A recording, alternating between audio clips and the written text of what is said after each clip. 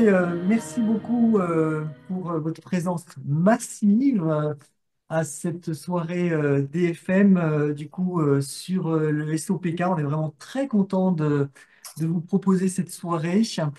Du coup, je vais avoir la grande joie de vous présenter Guénaëlle avant qu'elle commence son exposé. Et donc, alors, il faut que ça puisse avancer. Voilà. Donc, déjà, et c'est elle qui a choisi que je la présente un petit peu dans ce sens, je vais la présenter comme cofondatrice de cette grande aventure qui s'appelle DFM Formation, cofondatrice avec moi-même. On a lancé ce très beau projet il y a maintenant bientôt 5 ans. L'anniversaire de DFM, c'est en février 2025. Ce sera nos 5 ans. Et donc, voilà, Guinaël a cofondé avec moi-même cet organisme de formation. Et dans cet organisme de formation, elle a fait beaucoup de choses, hein, mais elle a particulièrement contribué, on va dire, à lancer toute la dynamique de l'hormono chez DFM. Et Dieu sait si c'est un axe très important chez nous. Vraiment, c'est un centre de formation où l'hormonologie est fondamentale. Et donc, Guénaël a créé initialement cette première formation qui s'appelle Hormonopratique, qui est 4 jours de formation que vous pouvez suivre en présentiel, en classe virtuelle ou en e-learning. Et donc, vous avez ici, avec cette formation, on va dire tous les grands fondamentaux de l'hormonologie fonctionnelle qui vous sont présentés et surtout une démarche fonctionnelle telle que Guénal va vous le présenter à travers le SOPK. L'objectif de cette soirée, c'est justement vous faire apprécier, vous faire comprendre, vous faire rentrer dans la dynamique de l'hormonologie fonctionnelle via le SOPK, qui est une pathologie finalement assez complexe dans laquelle justement cette dynamique intégrative est très importante. Nous avons d'autres formations en hormonaux chez DFM, je vous les présente très succinctement. Le docteur Stéphane Résimon, qui nous fait l'honneur d'être ici ce soir, est, on va dire, le formateur créateur et l'animateur et le formateur d'une formation qui s'appelle Pratique fonctionnelle en hormonomédicale, qui a comme but pour les non-médecins de comprendre leurs limites, de savoir jusqu'à quel moment ils peuvent travailler avec de la phyto, avec de la micronutrition, et puis à quel moment il faut passer le relais à un médecin fonctionnel pour travailler en hormonologie substitutive. Ça, c'est vraiment l'objectif pour les non-médecins de cette formation. Et puis pour les médecins, eh bien, évidemment, c'est d'apprendre à faire de la substitution hormonale dans les règles de l'art. Voilà. Alors ça, c'est Stéphane Résimon qui s'occupe de cette formation. Et Guénaëlle est aussi, elle vient de sortir, enfin elle vient maintenant, ça fait maintenant quelques mois déjà, une formation qui s'appelle Ferti Pratique, qui est bien évidemment, comme son nom l'indique, orientée sur la fertilité, c'est-à-dire qu'on va avoir ici toute la dynamique hormonale qui va se mettre au service de l'infertilité et des problématiques de fertilité. Et donc, en fait, c'est un module hormonaux un peu expert, c'est-à-dire on pousse vraiment l'hormono de manière très pointue pour s'occuper des problématiques de fertilité. Voilà, on a ensuite deux autres formations. Une formation qui s'appelle Assiette pratique en hormonologie. Vous voyez que c'est très riche l'offre de formation hormonaux chez DFM. Elle est faite par Clara Materne, qui nous fait aussi la grande joie, l'honneur, pardon, d'être présente avec nous ce soir. Assiette pratique en hormonaux, ben, comme son nom l'indique, l'idée c'est une formation d'une journée qui est en e-learning, qui nous permet de manier l'assiette, l'alimentation comme outil on va dire de régulation hormonale. Donc c'est vraiment une très très belle formation qui ne nécessite pas de prérequis, contrairement aux autres formations, j'aurais dû le préciser. La formation de Guénal Abéguilé nécessite des prérequis d'une bonne formation en micronutrition. La formation de Stéphane Résimond nécessite comme prérequis la formation de Guénal Abéguilé et Ferti-Pratique aussi nécessite au minimum hormonopratique. Vous voyez que c'est un petit peu, il y a une échelle de progression, mais assiette hormonopratique en hormonaux ne nécessite pas de prérequis.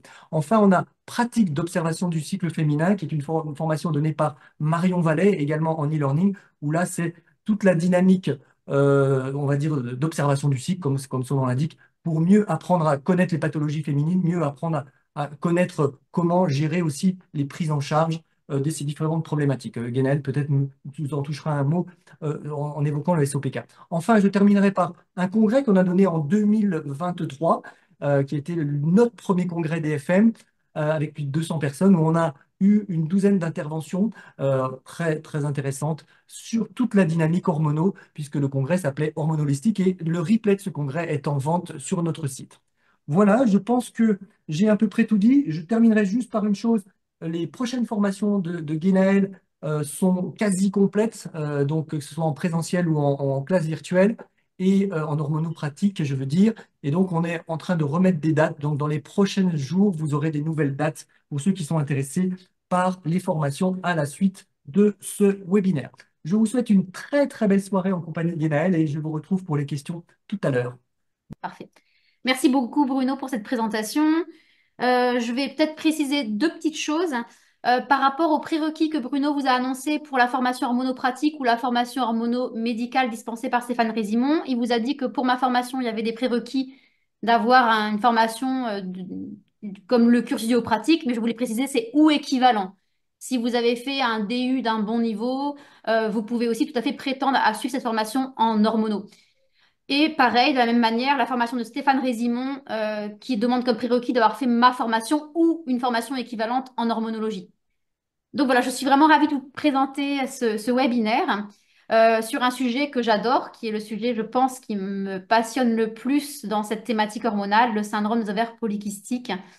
Sujet qui m'intéresse tout particulièrement, je pense, de par cette dimension très globale, très holistique, très transversale puisqu'effectivement, si on a affaire à un syndrome très spécifique, le syndrome des ovaires polykystiques, avec une orientation hormonale, en fait, on est amené à enquêter sur toutes les fonctions qu'on peut enseigner dans le cursus pratique.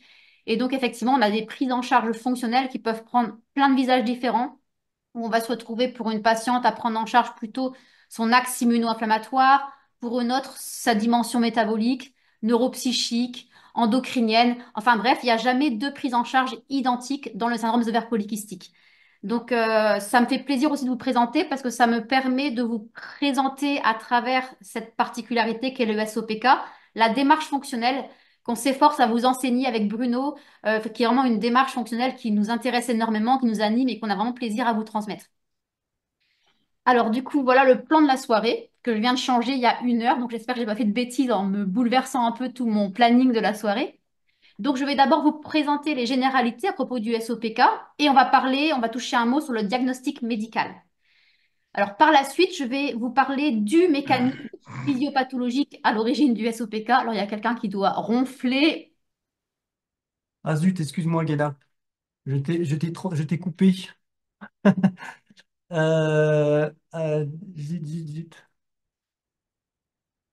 Voilà, Voilà, pardon, excuse-moi. J'ai il désactivé tous les sons, excuse-moi. n'y a pas de souci. Je suis coupée depuis 5 minutes ou Non, depuis non, non, non, 10 secondes? secondes, 10 secondes. Ok, d'accord, ça va, je parlais pas dans le vide. Donc, du coup, on va d'abord parler des généralités sur le SOPK, puis du diagnostic médical. Après, on va parler du mécanisme physiopathologique, le mécanisme physiopathologique à l'origine du SOPK. Donc, je pense que ça doit vous faire bizarre de m'entendre parler d'un mécanisme physiopathologique parce que j'ai toujours tendance à dire qu'il y a plein de mécanismes physiopathologiques derrière tout. Mais effectivement, il y a un principal qui est euh, qui potentiellement causé par plein de causes différentes. Donc on y reviendra, vous inquiétez pas, je vais pas tout mettre dans le même sac. Après, on va parler de la prise en charge médicale. Alors, c'est ces deux paramètres que j'ai inversés tout à l'heure. En fait, ça paraissait plus logique de faire dans l'autre sens, mais parler de la prise en charge médicale sans qu'on ait compris ce que c'est, ça me semblait un peu compliqué. Donc voilà, ça va peut-être plus vous percuter que la prise en charge médicale n'est pas fonctionnelle.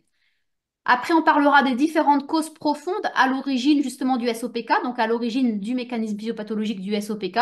Et on va en même temps parler de la prise en charge. On parlera donc des causes profondes et de la prise en charge en même temps, tout simplement parce que la prise en charge fonctionnelle, c'est la prise en charge des causes profondes du SOPK. Et pour rendre la chose un peu plus concrète, on va étudier 2 cas cliniques de prise en charge fonctionnelle du SOPK chez 2 femmes qui, comme vous le verrez, ont des SOPK pour des causes différentes et donc à qui on verra proposer une prise en charge différente. Allez, on va rentrer directement dans le vif du sujet. Donc d'abord, quelques généralités. Qu'est-ce que le SOPK? Alors le SOPK, c'est un acronyme pour syndrome des ovaires polykystiques. Il touche environ 1 femme sur 7. Donc il n'y a pas longtemps, on parlait plutôt d'1 femme sur 10.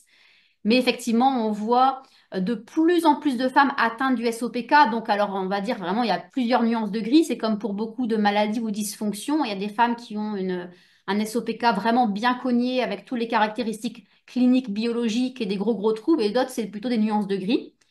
Mais effectivement, vu que derrière le SOPK, il y a des mécanismes des causes physiopathologiques, nutritionnelles, micronutritionnelles, génétiques, environnementales. On peut avoir tous ces paramètres effectivement qui ont tendance à augmenter de plus en plus au cours du temps. Donc, on a quand même de plus en plus de femmes qui sont véritablement concernées. L'augmentation de ce chiffre n'est pas liée uniquement à l'amélioration du diagnostic. Donc, c'est une pathologie, enfin une dysfonction, un syndrome, parce que c'est pas une pathologie, c'est un syndrome, avec toujours une hyperandrogénie derrière qui cause le SOPK, on y reviendra.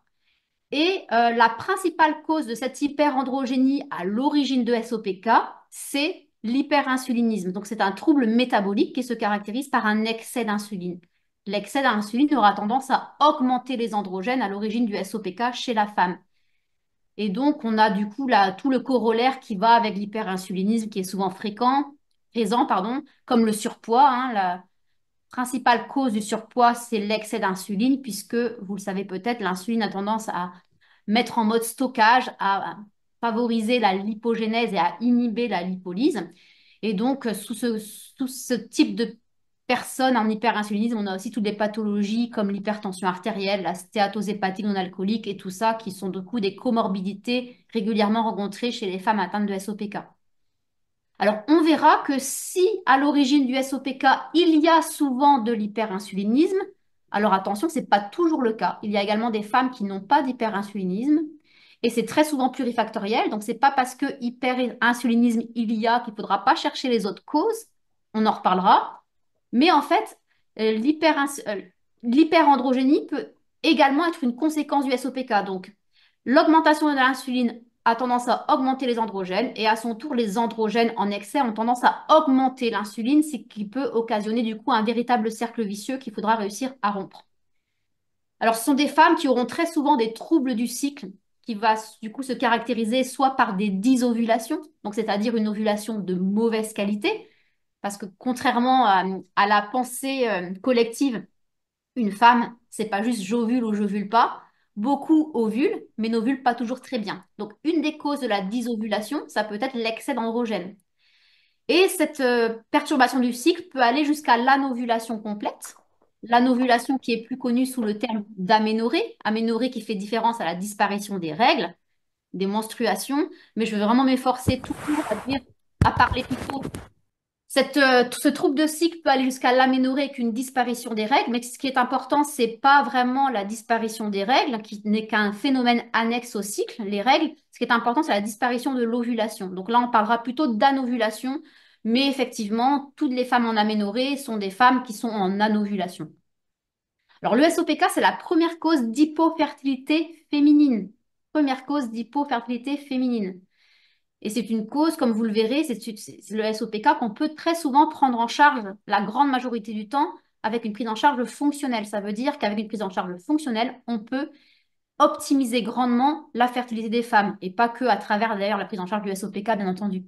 50% des femmes atteintes de SOPK sont en hypofertilité. Alors, vous avez peut-être remarqué, je n'utilise jamais le terme d'infertilité, qui est un terme qui a tendance vraiment à faire référence à la stérilité comme quelque chose, comme une fatalité. Effectivement, là, ce sont des hypofertilités, elles peuvent tomber enceintes, mais c'est plus difficile. Et quand bien même elles tombent enceintes, souvent ce sont des grossesses qui sont plus compliquées, où il y aura des complications du type accouchement prématuré, prééclampsie ou diabète gestationnel. Et en même temps, c'est pas étonnant puisque ces femmes tombent enceintes sur des terrains qui sont pas pris en charge. Et une des causes profondes du SOPK, on vient de le dire, c'est l'hyperinsulinisme. Et l'hyperinsulinisme a tendance à augmenter bien sûr le risque de diabète gestationnel et le corollaire comme accouchement prématuré, prééclampsie qui font partie des complications d'une femme enceinte qui a un diabète gestationnel. Ce qui veut dire qu'effectivement, quand on travaille sur les causes du SOPK, on va non seulement optimiser la fertilité des femmes, mais aussi améliorer le bon déroulement de la grossesse et je pourrais même aller plus loin, la santé de l'enfant à naître. On sait notamment qu'une femme qui est enceinte d'une petite fille, et qui a un SOPK, si on n'a pas pris en charge le terrain, il y aura plus de risques que sa petite fille ait également un SOPK, qu'elle soit un peu pré-programmée à produire plus tard beaucoup d'androgènes. Ce sont des choses qui sont connues, qui sont très délicates, qui sont difficiles à dire. Mais voilà, ça peut avoir une petite notion un peu culpabilisante. J'en ai conscience, mais c'est pas pour ça qu'il faut taire l'information. L'idée, c'est pas de dire aux femmes qui ont un SOPK, ne faites pas d'enfants, il y aura des problèmes. C'est pas du tout celle-là.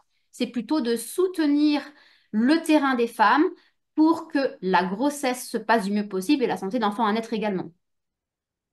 Alors oui, il y en a qui ont déjà eu leur bébé avec un SOPK et on se dit mince, du coup, si j'avais su, maintenant c'est trop tard. Bon, après, vaut mieux prendre en charge tard que jamais. Donc les conséquences d'un enfant qui est né d'une femme SOPK, bah, c'est pas toujours, il n'y a pas toujours de problème. Des fois, ça se passe très bien. Et si bien même il y avait une petite problématique hormonale chez les petites filles, il y a encore une fois possibilité de la prendre en charge en santé fonctionnelle. Dans le SOPK, il y a également de nombreuses composantes génétiques, hein. Il y a plusieurs gènes de prédisposition au SOPK. Ces gènes de prédisposition au SOPK, c'est ni plus ni moins que des gènes de prédisposition à l'hyperandrogénie. Et donc, en fait, il y a plein de gènes différents qui peuvent prédisposer à l'hyperandrogénie. Certains polymorphismes génétiques vont plutôt avoir tendance à augmenter l'insuline. Il peut y avoir des polymorphismes sur, par exemple, les récepteurs à l'insuline. C'est un exemple parmi tant d'autres. D'autres gènes de prédisposition auront tendance à augmenter la production d'androgènes ou d'autres vont agir sur ce qu'on va appeler l'imprégnation androgénique. C'est un terme qui vous paraîtra plus clair tout à l'heure. Alors, s'il y a des gènes de prédisposition au SOPK, il faut quand même savoir que ça expliquerait seulement 10% des cas. Ça ne veut pas dire grand-chose, puisqu'effectivement, il y a quand même des gènes qui prédisposent fortement au SOPK, c'est-à-dire quand vous l'avez, vous avez quand même de très forts risques d'avoir un SOPK et qu'il soit assez cogné. Et à d'autres gènes qui vont juste offrir une plus forte vulnérabilité, mais de manière beaucoup plus minime. Quoi qu'il en soit, les femmes qui ont ces gènes de prédisposition, il ne faut pas non plus les voir comme des fatalités. Au contraire, quand on a des gènes de prédisposition, c'est vraiment les situations où il faut se dire, oui, effectivement, il y a plus de risques de SOPK, mais justement, je vais prendre en charge tout ce que je peux prendre d'un point de vue fonctionnel. C'est vrai qu'on a tendance à se dire, génétique égale fatalité. Mais on peut prendre en charge le mode de vie et influencer notamment l'épigénétique, mais pas que. On peut influencer tous les autres paramètres qui vont permettre de moduler l'imprégnation androgénique, comme on le verra. Alors, quid du diagnostic médical? En France, souvent, les femmes diagnostiquées SOPK sont diagnostiquées sous les critères de Rotterdam. Ces critères de Rotterdam disent qu'il faut qu'il y ait deux critères présents parmi les trois suivants que je vais énumérer. Le premier critère, c'est une présence d'hyperandrogénie, donc d'excès d'androgène. Androgène, on est bien d'accord, ce sont les hormones mâles, j'aurais peut-être dû le préciser au préalable. Donc cet excès d'androgène qui peut être ou clinique, c'est-à-dire il y aura des signes cliniques d'excès d'androgène. Donc ça peut chez la femme donner de l'acné, une peau grasse qui produit beaucoup de sébum, une alopécie androgénique avec une perte de cheveux qui va d'abord se manifester par des cheveux qui vont s'affiner au fur et à mesure, puis après une chute du cheveu. Il peut y avoir également de l'hirsutisme, donc un développement de pilosité dans des endroits non habituels chez la femme. Mais cette hyperandrogénie peut être également et ou biologique. Donc, biologique, ça veut dire qu'on va faire doser les androgènes, tous les androgènes, pas que un androgène, pas que la testostérone. On verra qu'il y a plusieurs androgènes et qu'on va en trouver certains qui sont en excès. Ce qui est important dans ces critères, c'est qu'il faut avoir exclu les autres causes d'hyperandrogénie. Pourquoi je l'ai surligné? C'est parce qu'il y a beaucoup de femmes qui se font diagnostiquer des SOPK par non-respect de ça. Il y a énormément de femmes, effectivement, il y a beaucoup de femmes qui n'ont pas de diagnostic et qui ont un SOPK, mais à l'inverse, il y a beaucoup de femmes diagnostiquées SOPK qui sont des fausses SOPK. Et le problème, c'est que du coup, la prise en charge qu'elles vont suivre ne sera pas fonctionnelle, ne sera pas physiologique et parfois va aggraver ces causes des troubles ovulatoires. Donc effectivement, une femme peut avoir de l'hyperandrogénie, mais pas de SOPK. Il faut exclure les autres causes. Une des principales causes, par exemple, c'est l'hyperplasie congénitale des surrénales, qui se manifeste également par de l'hyperandrogénie, mais là, c'est vraiment pour des raisons génétiques. Elles ont ce qu'on appelle des blocs enzymatiques, donc des enzymes qui fonctionnent moins bien, qui vont faire qu'elles auront moins de cortisol, qui est également une hormone stéroïde, hein, donc comme la testostérone, comme les oestrogènes, une hormone fabriquée à partir du cortisol. Et elles auront plus d'androgènes parce qu'il y a une enzyme qui bloque la conversion des précurseurs stéroïdes vers le cortisol et donc ça va découler vers les androgènes. Donc, si les formes graves d'hyperplasie congénitale des surrénales sont diagnostiquées à la naissance par le test de Guthrie que vous avez eu si vous avez moins de 40 ans, je pense. Je ne sais pas quel âge a le test de Guthrie, mais c'est un peu moins que ça, je crois. Effectivement, ce test de Guthrie va diagnostiquer les hyperplasies congénitales des surrénales, mais que dans les formes graves. Donc, il y a plein de formes modérées qui, même après l'invention du test de Guthrie, passent à la trappe. Donc, on va toujours essayer de vérifier que le diagnostic du SOPK soit bon. Alors, moi, je ne suis pas médecin, donc ce n'est pas moi qui vais le faire, même s'il y a des signes qui vont me laisser penser que. Mais effectivement, tout ce qui s'agit de diagnostic, on est bien d'accord, hein, il s'agit de diagnostic médical. C'est pas moi, c'est pas les praticiens non médecins qui vont diagnostiquer un SOPK. Mais par contre, même quand c'est diagnostiqué par un médecin, on peut s'interroger parfois. Moi, ça m'est arrivé plusieurs fois que j'ai des patients qui ont eu un diagnostic faux. Deuxième critère dans les critères de Rotterdam, c'est l'oligo ou l'anovulation, c'est-à-dire soit des cycles absents anovulation, soit des cycles longs oligo-ovulation. Donc, qui vont se manifester effectivement par des cycles qui vont durer très régulièrement plus de 35 jours. Un cycle normal, c'est entre 21 et 35 jours. Enfin, un cycle pouvant être normal dure entre 21 et 35 jours. Dès que c'est plus de 35 jours de manière régulière, on va parler déjà d'oligo-ovulation. Mais de la même façon, il faut avoir exclu les autres causes de dysovulation. Donc, il faut par exemple avoir exclu des dysthyroïdies, exclu des inhibitions centrales, hein, des déficits énergétiques par exemple. Il faut avoir exclu par exemple des adénomes hypophysaires qui peuvent également entraîner des dysovulations. Et le troisième critère, c'est l'imagerie, l'échographie ovarienne, qui va mettre en évidence soit des gros ovaires, plus de 10 millilitres, soit des ovaires qui ont plein de follicules en cours de maturation, à un certain cours de maturation, donc qui font entre 2 et 9 millimètres. Donc, si vous comprenez bien les critères de Rotterdam, il faut deux critères parmi les trois. Donc, ça sous-entend qu'une femme qui a des dysovulations et une échographie ovarienne caractéristique pourrait être considérée comme SOPK. Je ne suis pas d'accord avec ça. Pour moi, il faut forcément une hyperandrogénie, puisque c'est le mécanisme physiopathologique à l'origine du SOPK. Donc, moi, j'irais plutôt me ranger du côté des critères du Androgen Excess and PCOS Society.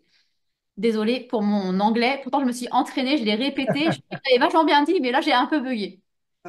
Donc, d'après cette société dont je ne répéterai pas le nom, il faut forcément effectivement de l'hyperandrogénie. Alors, elle peut être encore une fois clinique et ou biologique et toujours après exclusion des autres causes. Donc, pour moi, je suis davantage d'accord avec ça, bien que je vais modérer un peu mes propos. On pourrait encore améliorer ces critères. Et donc, un des deux autres critères proposés par Rotterdam est suffisant en plus de l'hyperandrogénie pour poser le diagnostic. Donc, il faut soit une ovulation, enfin un cycle long, pas de cycle, et ou une échographie ovarienne révélatrice. OK? Donc, j'irai plutôt me ranger vers ce côté-là. Par contre, que ce soit les critères de Rotterdam ou l'autre, ils ne considèrent pas un paramètre qui pour moi est primordial, c'est qu'on ne diagnostique pas de SOPK dans les premières années qui suivent la ménarche, dans les premières années qui suivent les règles. Une jeune fille qui a ses règles depuis, on va dire, moins de 8 ans, on ne peut pas savoir si elle a ou pas un SOPK. Parce que c'est normal qu'elle ait trop d'androgènes, c'est normal qu'elle ait de l'acné, qu'elle ait peut-être un peu d'hirsutisme, qu'elle ait une peau grasse. C'est normal même qu'elle ait une échographie ovarienne caractéristique d'ovaires multifolliculaires. C'est normal qu'elle ait un taux de testostérone élevé. C'est normal, elle ovule pas encore bien, son système hormonal n'est pas encore mature, et tant que ses hormones féminines sont pas encore bien mises en place, notamment qu'elle ovule pas bien, qu'elle a pas beaucoup de progestérone, eh ben ces androgènes sont un peu hors de contrôle, et c'est OK. Faut pas surintervenir, faut pas surdiagnostiquer. Pourquoi c'est vraiment un problème? C'est parce que ces femmes qui sont diagnostiquées SOPK toutes jeunes, eh ben déjà, ça va leur générer énormément de pression parce qu'elles vont aller sur Internet, elles vont voir qu'elles seront certainement hypofertiles, certaines vont se rassurer en essayant de faire un bébé, certaines vont y arriver, ça va conduire à des avortements traumatisants ou une maternité précoce, traumatisante également, j'imagine. Euh, et d'autres vont se faire médiquer très jeunes. Et comment on fait quand il y a un SOPK? La principale prise en charge, c'est la pilule contraceptive. Donc, ce sont des jeunes filles qui ont parfois 15 ans, 16 ans, parfois même encore un peu moins, où on va leur donner une pilule contraceptive, soit pour baisser leur acné, soit pour régulariser, entre guillemets, les cycles. Et ça, c'est dramatique. De prendre une contraception hormonale chez une jeune fille qui a un cycle perturbé avec une imprégnation hormonale perturbée dès le plus jeune âge, c'est un vrai, vrai, vrai problème. Le pire, c'est qu'on lui fait croire que ça résout les problèmes. Mais j'essaye de pas trop développer le sujet parce que je vais en parler après et j'ai tendance à partir très vite et à ne pas réussir à m'arrêter. Donc voilà, je change de slide. Tu n'as pas Alors, 4 heures de formation devant toi. c'est ça. Voilà. Donc alors, maintenant, on va parler du principal, enfin du seul mécanisme physiopathologique à l'origine du SOPK. Derrière tout SOPK, il y a une augmentation de l'imprégnation androgénique. Tout à l'heure, on a parlé qu'il y avait une hyperandrogénie. Mais ce terme est beaucoup plus précis parce qu'on verra qu'il y a des situations où il n'y a pas trop d'androgène, mais il y a quand même une imprégnation androgénique augmentée. Et quand on a trop d'imprégnation androgénique, alors je préciserai tout à l'heure vraiment ce que j'entends par là, ça va bloquer l'ovulation. Alors comment ça va se passer? Normalement, tous les cycles, donc en début de cycle, donc dès le début des règles, on a, sous l'effet de la stimulation du cerveau, grâce à la FSH, on a à peu près une dizaine de follicules par ovaire qui vont prendre la course vers l'ovulation, qui vont du coup poursuivre leur maturation folliculaire, se mettre à croître, environ 10 follicules par ovaire. Si on a trop d'androgènes, au lieu qu'il y ait 10 follicules par ovaire qui commencent leur course vers l'ovulation, ça sera beaucoup plus. On aura environ une vingtaine de follicules par ovaire et par cycle qui vont maturer. C'est pour ça qu'à l'échographie, on aura une image avec plein de follicules qui ont une certaine taille et c'est pour ça qu'on parle de kystes folliculaires d'ovaires micropolykystiques, d'ovaires multifolliculaires, et on va voir ça généralement à la compte rendu. Mais en fait, il n'y a pas de kyste dans le syndrome des ovaires polykystiques. Ce terme devrait d'ailleurs être changé parce que ça entretient un peu un mythe. C'est juste qu'en fait, à cause de l'excès d'androgène ou de l'excès d'imprégnation androgénique, les follicules n'arrivent pas au bout de leur process de maturation ou pas bien ou difficilement. Donc en fait, alors qu'on pensait qu'il y aurait une course de très haut niveau avec toutes ces follicules qui partaient sur la ligne de départ, soudainement tout s'arrête et ça bloque, c'est l'embouteillage. Donc il y a des ovulations qui commencent, enfin, des tentatives d'ovulation qui commencent où la femme qui connaît ses cycles voit apparaître ses marqueurs de fertilité, notamment avec une variation du mucus cervical, par exemple. Mais soudainement, tout s'arrête, ça peut échouer. Il y a une deuxième tentative d'ovulation qui peut prendre le relais, une troisième, une quatrième, et parfois, on arrivera à ovuler, parfois, on n'y arrivera pas. Ça va se caractériser du coup par des cycles longs, voire absents. Donc, la femme va parfois dire, oh, j'ai un retard de règles. Mais en fait, c'est pas un retard de règles, c'est un retard d'ovulation. Le retard de règles, ça n'existe pas, à part quand il y a une grossesse. C'est toujours un retard d'ovulation. La phase lutéale étant fixe chez une même femme. La phase lutéale, c'est entre 11 et 16 jours et c'est fixe chez une même femme. Donc, c'est son ovulation qui est retardée à cause, dans ce cas-là, de ce scénario-là, de l'excès d'imprégnation androgénique. Donc, ce qu'on comprend quand on voit ça comme ça, c'est qu'effectivement, je ne suis pas d'accord avec les critères de Rotterdam parce qu'ils disent que l'hyperandrogynie n'est pas obligatoire. Mais si, ou du moins l'augmentation de l'imprégnation androgénique est obligatoire pour avoir un SOPK, puisque c'est le mécanisme à l'origine de cet embouteillage. Et donc, nous, ce qui nous intéresse, c'est pourquoi les femmes SOPK ont une augmentation d'imprégnation androgénique. Et il y a plein de causes différentes qui expliquent cela. Donc, notre prise en charge consiste vraiment à enquêter sur ces causes d'augmentation d'imprégnation androgénique, repérer les causes, il y en a souvent plusieurs, c'est souvent plurifactoriel, propre à chaque femme, et ce qu'on prendra en charge, ça sera bien ça. Ça sera les causes d'augmentation d'imprégnation androgénique propre à chaque femme. Donc, il n'y aura pas un traitement du SOPK, il y aura un traitement du SOPK de chaque femme qui sera vraiment adapté à chaque situation. C'est plus compliqué, mais c'est beaucoup plus juste, plus pérenne. Alors, quand je parle d'androgène, à quoi je fais référence exactement? Je vous ai dit que s'agissait des hormones mâles. Alors, il y a plusieurs hormones mâles. Je vais peut-être sur la diapo suivante pour vous l'expliquer. Ah non, voilà, sur celle-ci, la précédente. En fait, les hormones mâles, vous connaissez tous La testostérone, alors certains parmi vous pensent peut-être que c'est une hormone qui est présente que chez l'homme, donc il n'en est rien. La femme a également de la testostérone en quantité moindre, comme les hommes ont également des oestrogènes en quantité moindre que la femme. Mais il y a d'autres hormones, donc il y a notamment des préhormones, si on veut, des préhormones androgéniques comme la DHEA, déhydroépiandrostérone, dont la synthèse est principalement faite par les surrénales. Chez la femme, il y a deux glandes qui fabriquent les androgènes, ce sont les ovaires et les surrénales. Donc cette DHEA est surtout fabriquée par les surrénales, l'androstendiol également. Et il y a une autre prohormone ici dans cette voie-ci, c'est l'androsténédione, que vous connaissez peut-être aussi sous le nom de delta 4 androsténédione, à ne pas confondre avec androstendiol. Et cette androstendione est fabriquée principalement par les ovaires. Et vous voyez que ces hormones peuvent du coup, que ce soit la DHEA, l'androstendiol ou l'androstendione, devenir de la testostérone. La testostérone, c'est pas une prohormone, c'est une hormone active qui va venir se fixer sur le récepteur aux androgènes. Et il y a un autre androgène qui est souvent oublié dans les bilans SOPK médicaux, hein. On le voit quasiment jamais dosé dans les bilans médicaux. Et pourtant, c'est l'hormone androgénique la plus puissante. C'est la DHT, dihydro, dihydrotestostérone, pardon. Et cette DHT est beaucoup plus puissante que la testostérone. Elle active les récepteurs aux androgènes environ 10 fois plus que la testostérone. Et on va pas la doser directement en santé fonctionnelle non plus, parce que le dosage de DHT n'est pas fiable, mais vous avez peut-être déjà vu passer des dosages, des fois, on en voit pourtant des fois des dosages de DHT, mais moi je les regarde pas trop, c'est pas très fiable. Normalement, on demande l'androstendiol glucuronide, à ne pas confondre avec androstenediol. L'androstendiol glucuronide, c'est un dérivé de la dihydrotestostérone. Et c'est le bon, c'est le marqueur qu'on va faire qui sera plus précis pour évaluer l'imprégnation en DHT, en dihydrotestostérone. Donc voilà, on a tous ces androgènes-là qu'on peut évaluer. Dans les diagnostics, dans les recherches médicales endocriniennes, ils font souvent la DHEA, l'androsténédione et la testostérone. En santé fonctionnelle, moi j'aime bien proposer de faire la DHEA, l'androstendione, la testostérone et l'androstendiol glucuronide pour avoir un reflet de la DHT.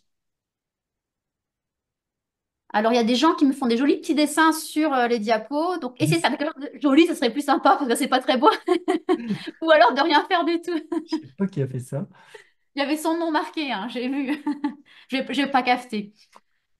Alors, du coup, voilà, je vous ai parlé depuis tout à l'heure que fallait distinguer l'augmentation de l'imprégnation androgénique de l'hyperandrogénie. À quoi je fais référence exactement? C'est une nuance qui est très importante. Parce qu'en fait, il y a l'hyperandrogénie, c'est-à-dire l'excès d'androgène, c'est une des causes d'augmentation de l'imprégnation androgénique. Donc, excès d'androgène, ça peut être un excès de testo, ça peut être un excès de DHEA, ça peut être un excès de DHT.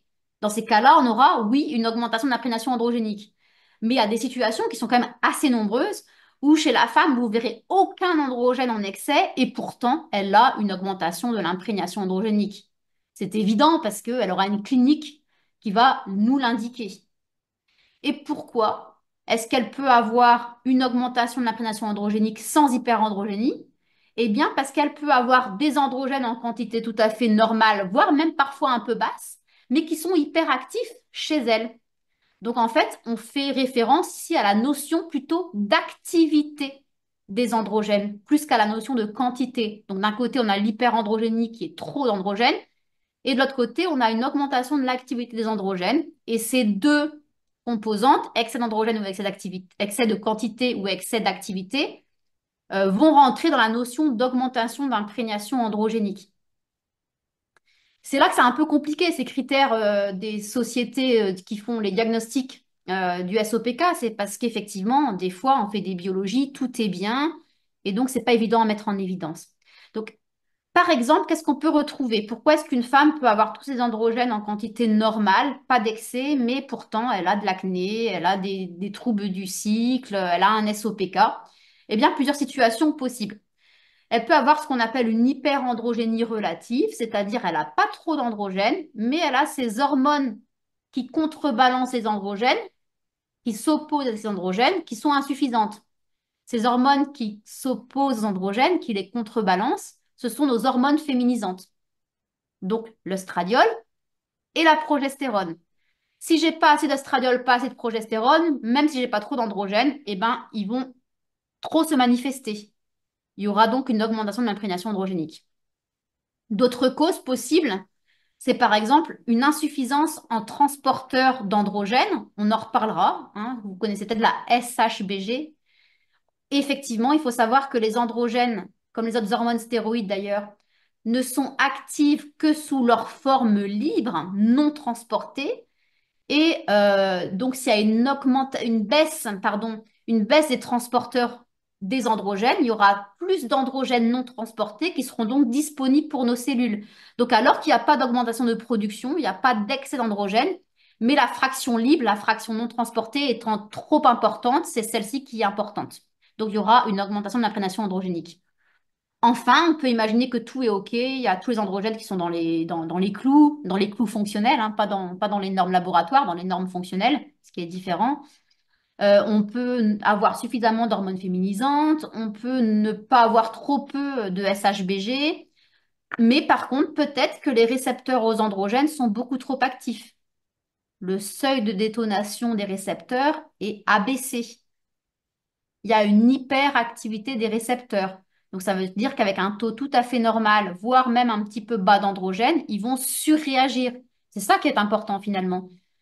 C'est l'activité des androgènes qui dépend de tous ces paramètres, de l'équilibre hormonal global, notamment les hormones féminisantes, de la fraction libre non transportée disponible pour les cellules et de la sensibilité des récepteurs. Donc, vous voyez, ça se complexifie un peu. C'est pas tout de vérifier quel est l'androgène qui est en excès et d'essayer de moduler la production. Surtout voir tout dans un ensemble. Et puis, très souvent, on a plusieurs paramètres qu'on va retrouver. Il y aura peut-être un tout petit peu trop de testo, par exemple, ou un tout petit peu trop de DHEA, mais on aura en plus de ça des récepteurs hypersensibles et une SHBG un tout petit peu basse. Tout ça, ça va contribuer à un effet cocktail, à un effet cumulatif synergique qui va faire que la résultante fonctionnelle des androgènes sur ce terrain, donc l'imprégnation androgénique, sera importante. Donc, encore une fois, nous, ce qu'on va prendre en charge, c'est toutes les causes de tout ce que je viens de citer. C'est ce qu'on verra tout à l'heure. Avant de voir tout ça, je voulais vous parler un petit peu de la prise en charge médicale. Qu'est-ce qu'on propose à une femme qui a un syndrome des ovaires polykystiques? Alors, j'ai été voir sur notre site de notre fameuse assurance maladie, la CPAM, pour voir un petit peu ce qu'ils disent. Voilà, bon, sans grande surprise, hein, je le savais déjà. Mais intéressant, première chose intéressante, ils disent que en cas de surpoids, une perte de poids peut être bénéfique à la femme SOPK. Et donc, pour cela, on peut recommander une alimentation adaptée, de l'activité physique, et qu'elle peut, du coup, grâce à ça, diminuer sa pilosité, son acné, améliorer sa fertilité, et diminuer ses risques de comorbidité, donc moins de risque de faire un diabète, moins de risque de faire une stéatose hépatique. Très bien. On est bien d'accord avec cela, il y a des études qui le prouvent. En cas de surpoids, une perte de masse corporelle d'environ 5% peut améliorer chez la femme plusieurs choses, peut abaisser la résistance à l'insuline, assez logique, on mange un peu moins, notamment moins de glucides, on aura une meilleure sensibilité à l'insuline. Et vu qu'on a dit qu'une des causes de l'hyperandrogénie à l'origine du SEPK, c'est l'hyperinsulinisme, il faut savoir qu'il y a quand même 70% des femmes SOPK qui ont un hyperinsulinisme. Du coup, c'est logique que quand on baisse la résistance à l'insuline, ça va baisser les androgènes. Et si on baisse les androgènes, qui sont les cyclotoxiques du cycle, qui vont faire avorter la maturation folliculaire, c'est logique aussi qu'on voit une régularisation des cycles chez les femmes qui adoptent ce type de régime. Ça ne veut pas dire que, il faut faire des restrictions caloriques pour tout le monde, les mener n'importe comment, hein, c'est beaucoup plus compliqué que ça. On verra tout à l'heure que la résistance à l'insuline peut notamment être la conséquence d'une autre dysfonction à l'origine du SOPK. Je fais référence là à l'hypothyroïdie par exemple, et que c'est très souvent plurifactoriel. Donc, il ne faut pas juste se dire, super, j'ai vu ma patiente, elle a de l'hyperinsulinisme, je vais la prendre en charge et tout ira mieux dans le meilleur des mondes. C'est pas si simple que ça. Mais en tout cas, c'est intéressant que le CPM souligne ce paramètre-là. Voilà, donc par contre, attention, toutes les femmes qui ont un SOPK ne sont pas en surpoids, déjà, ça on le sait bien. Donc souvent on a tendance à dire c'est ça, hein, si tu as, un SOPK, tu n'as qu'à perdre du poids. Mais il faut savoir que bien sûr, seules celles qui ont trop de poids peuvent bénéficier de la perte de poids, évidemment. Je le dis parce que c'est vrai que parfois, il y a des femmes qui ont un SOPK, qui vont tenter de perdre du poids alors qu'elles n'ont pas de surpoids et elles peuvent du coup occasionner une deuxième cause de trouble du cycle qui est l'inhibition centrale à cause d'un déficit calorique. Elle ne mangera plus assez par rapport à ses dépenses et son cerveau va lui dire stop, tu n'ovuleras point. Et donc en plus de son SOPK, elle va développer une inhibition centrale. Et deuxième problématique, c'est que c'est bien mignon de dire à la femme qui a un SOPK et qui est en surpoids, perdez du poids. C'est parfois très compliqué. Très compliqué parce que des fois, sa prise de poids est liée à une hypothyroïdie et que faire un régime restrictif chez une femme hypothyroïdienne va aggraver son hypothyroïdie. La thyroïde, c'est le régulateur métabolique. Si je mange moins, mon cerveau va dire à ma thyroïde, ici, mets-toi en mode veille, je n'ai plus assez d'apport calorique. Et donc, c'est comme ça que le cerveau va occasionner une hypothyroïdie plus ou moins centrale. Et deuxième problématique, c'est que la perte de poids peut être très difficile chez ces femmes aussi, pour une autre raison, c'est que quand on a trop d'androgènes, ça augmente l'insuline. Et l'insuline, c'est l'hormone du stockage. Hein, si, comme j'ai dit en introduction, si l'hyperinsulinisme est une grande cause du SOPK, la réciprocité est vraie. L'excès d'androgène rend résistant à l'insuline. Et donc, l'insuline met en mode stockage. Donc, c'est un peu maltraitant de juste balancer à une femme, perdre du poids sans forcément chercher à comprendre pourquoi elle a pris du poids et l'aider à perdre du poids. On va plus loin dans les recommandations de la CPM. Et du coup, on voit que la CPM ne peut proposer que des traitements symptomatiques, pas la CPM, mais les guidelines ne proposent que des traitements symptomatiques. Ça sous-entend que le SOPK ne se guérit pas. Je suis pas vraiment d'accord avec ça. Donc, pour le traitement symptomatique, ils disent de, en première intention de proposer une pilule contraceptive, une pilule œstroprogestative. Ils disent que ça va diminuer le taux d'androgène, ça va régulariser les cycles, on en reparlera, etc., et traiter les symptômes. Ou alors de prendre un macroprogestatif, un anti-androgène. Hein. Là, on peut se dire, ah, ça paraît super fonctionnel comme solution, il y a trop d'androgènes. On va prendre un anti-androgène, mais on va voir que c'est pas toujours une bonne idée. Concernant la pilule œstroprogestative qui est proposée en première intention, ils recommandent de prendre une pilule de troisième génération. Alors, vous savez, il y a des pilules de première, deuxième, troisième, quatrième génération. La première génération, maintenant, il n'y en a plus sur le marché. Donc, il y a la deuxième, troisième et quatrième génération. Et donc, ces générations sont arrivées au cours du temps. Donc, après la deuxième génération, il y a eu la troisième. Après la troisième, il y a eu la quatrième. Vous n'êtes pas surpris. Donc, on pourrait se dire que la troisième et quatrième génération ont essuyé les plâtres de la deuxième et qu'à la quatrième génération, on est sur la roche des pilules contraceptives. Eh bien, il n'en est rien. À tel point que aujourd'hui, en dehors du SOPK, quand une femme veut une contraception hormonale, œstroprogestative, on va lui recommander en première intention une deuxième génération. Pourquoi? Parce que les pilules de troisième et quatrième génération augmentent les risques thromboemboliques de manière très importante. Mais pourquoi est-ce qu'à la femme SOPK, on propose une troisième génération malgré que ce sont des pilules qui sont encore plus dangereuses? Ben, tout simplement parce que la deuxième génération contient des progestatifs pro-androgéniques. Donc, il faut recommander une pilule œstroprogestative avec un progestatif, donc une fausse progestérone, un progestatif anti-androgénique. Et du coup, on va vers les troisième générations, qui sont plus à risque thromboembolitique, sachant qu'on a déjà affaire à des femmes qui ont des facteurs de risque, des comorbidités métaboliques, cardiovasculaires. Donc, on rajoute encore un facteur de risque.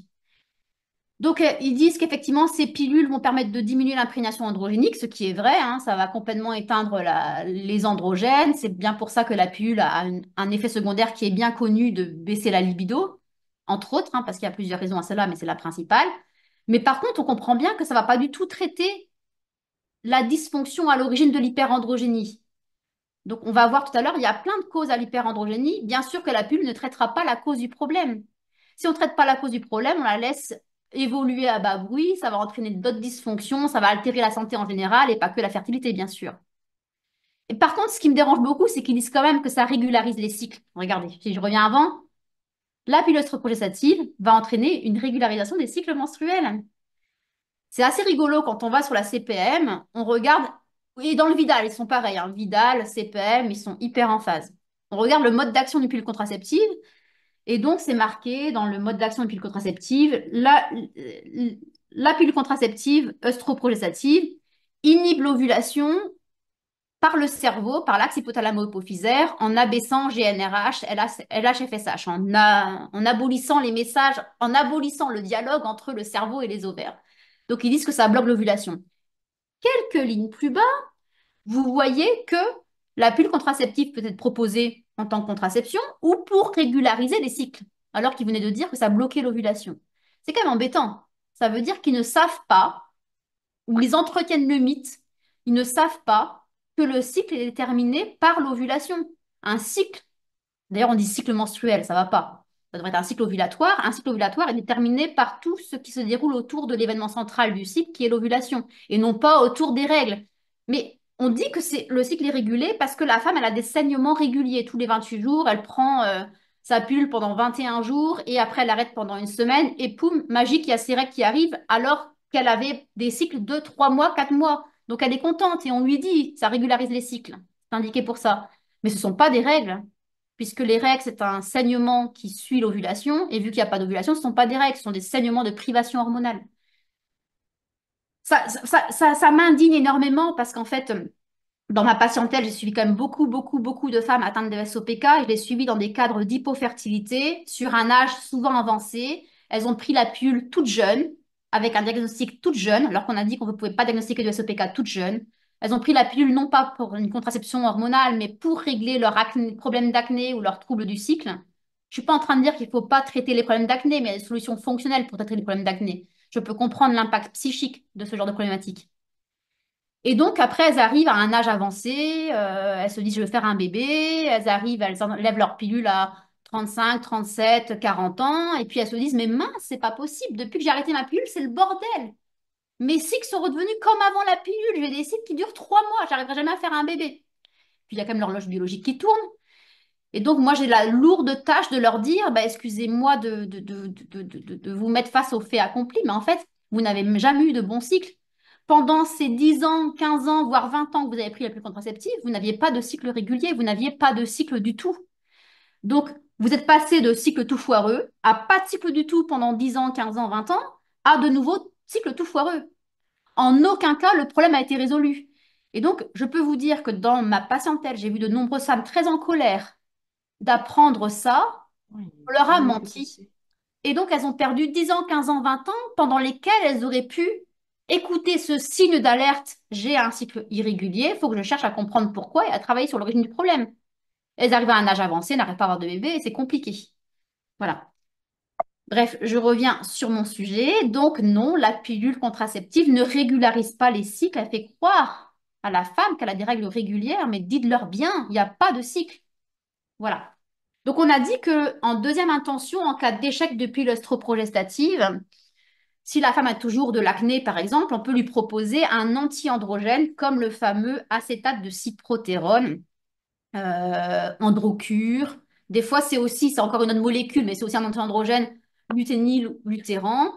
Mais par contre, effectivement, bon, là, on a aussi un blocage de l'ovulation très, très puissant avec ce genre de progestatifs qui sont très puissants. Il y a beaucoup d'effets secondaires parce que la femme est plus ou moins mise quand même quasiment en ménopause.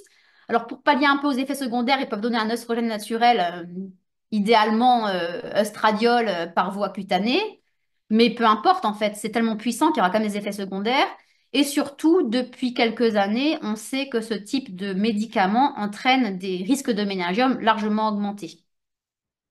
Quoi qu'il en soit, que ce soit la pilule ou l'anti-androgène, on comprend bien que ces solutions ne sont pas fonctionnelles puisqu'elles ne travaillent pas à l'origine du problème et qu'elles ne sont pas non plus compatibles avec un projet de conception. Si la femme SOPK veut un bébé, c'est pas avec ce genre de médication qu'elle va réussir à en avoir un, puisqu'elle est ça entraîne une anovulation.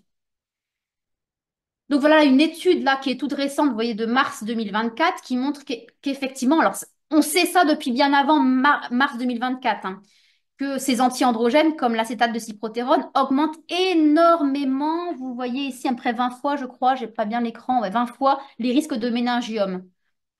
Alors je sais plus au bout de combien de temps. mais je crois que c'est assez rapide et ce risque augmente plus on le prend longtemps et met du temps à diminuer. Alors, quand cette étude est sortie, je crois que ça fait 2-3 ans, hein, Steph, je regarde Steph, là, je crois que ça fait 2-3 ans qu'on sait ça, au moins, hein, donc c'est pas de 2024. Mais quand la première étude est sortie, il y a eu des détracteurs d'informations qui ont dit, oh, mais alors attention, les progestérones bioidentiques qu'on peut donner, notamment en médecine fonctionnelle, dont Steph nous dira peut-être un mot tout à l'heure s'il veut. Ouais, il a ouvert son micro, hein, si tu veux le laisser parler, Ouais, ouais, D'accord. voilà, oui, donc c'est génial ce que tu dis là. J'ai eu un cas aujourd'hui, une patiente française qui a 60 et 12 ans, super bien traitée pour sa ménopause avec œstro, progestérone, sauf qu'elle a des symptômes de manque de GABA, donc elle dort mal, un peu stressée, énervée. Et en fait, elle a tout compris en fait. Elle me dit, écoutez, j'ai demandé à ma gynéco de monter ma progestérone, mon progestérone le soir. Elle veut pas, elle dit que c'est dangereux. Et donc, de nouveau, la gynéco n'a rien compris. Donc, j'ai monté à 200 mg en lui certifiant que ça n'allait pas augmenter son risque de ménagome. Et il y a une confusion entre les progestatifs de synthèse tels que la médroxy, le noégestrol, etc., et la progestérone naturelle qui n'a absolument pas ces effets délétères au niveau du risque de ménagome. Voilà. Ouais, super. Merci, Steph. merci. Moi, C'est j'appelle vrai la progestérone l'hormone préventive du cancer du sein et de l'endomètre. Et donc, il faut pas la dénigrer. Voilà. exactement. Merci. Super. Parce qu'effectivement, du coup, les distracteurs d'information, quand la première étude est sortie, je crois en 2021-2022, ils disaient que bah, du coup, la progestérone bioidentique va aussi augmenter ses risques de méningiome. Donc, il y avait des alertes potentielles sur le progestan, qui sont des hormones bioidentiques. Ça veut dire quoi, bioidentique? Ça veut dire que ce sont les mêmes hormones que celles qu'on produit après l'ovulation, que nos ovaires produisent. Ce qui n'est pas du tout le cas, bien sûr, de ces progestatifs très puissants. Ce ne sont pas les mêmes molécules. Elles vont pas mimer toutes les mêmes actions, elles vont occasionner des risques. Tandis que là, ce à quoi Steph fait référence, c'est ce qui est marqué ici, vous voyez, progestérone orale ou intravaginale, utrogestan, progestan par exemple, il y en a d'autres. Vous voyez, ça n'augmente pas du tout, du tout, du tout le risque de méningiome, c'est OK. Si ça a augmenté le risque de méningiome, ça veut dire que bien ovulé vous ferez faire des tumeurs au niveau du cerveau. Bien sûr, il n'en est rien, bien heureusement. Donc, OK, on parle ici de méningiome qui sont des tumeurs non cancéreuses, mais qui sont des tumeurs qui peuvent grandir dans un espace intracrânien qui est rigide, où il n'y a pas la place pour se développer, et ça comprime des structures, hein, Steph, qui peuvent occasionner des problématiques sérieuses. Si tu veux nous en toucher un mot des conséquences possibles des méningiomes. Enfin, tu parles des conséquences du ménagiome. Oui, donc enfin, ça, ce sont des tumeurs bénignes de la ménage, mais bénignes, mais quand même dangereuses par le volume qu'elles prennent. C'est comme un adénome hypophysaire. C'est pas méchant au départ, c'est pas un cancer, mais c'est le volume, comme une rhume acoustique, c'est le volume qui prend, qui est délétère et qui bousille les structures avoisinantes, tout simplement. Et donc, elles vont être opérées, ces femmes, mais parfois, elles auront des séquelles irréversibles. Voilà, alors j'ai eu un cas récemment, une patiente qui m'a fait un superbe témoignage. Elle était venue voir en tant que coérée pour un acouphène. Donc, c'est pas un sifflement d'oreille, mais c'était une espèce de son sur toutes les fréquences. Et puis, je fais une mise au point. Point de vue audio, j'ai rien du tout. Je fais une RMN cérébrale, elle a un méningiome, en fait. Et puis, on a retiré son méningiome, et génial, son acouphène a disparu, elle va super bien. Donc, mais c'est pas sans risque. Donc, un méningiome mal placé peut être dangereux, voire non résécable, alors qu'un méningiome en surface du cerveau, c'est assez facile à retirer. On ouvre la boîte crânienne, on le retire et c'est pas très compliqué en fait. Très bien. Merci, Steph.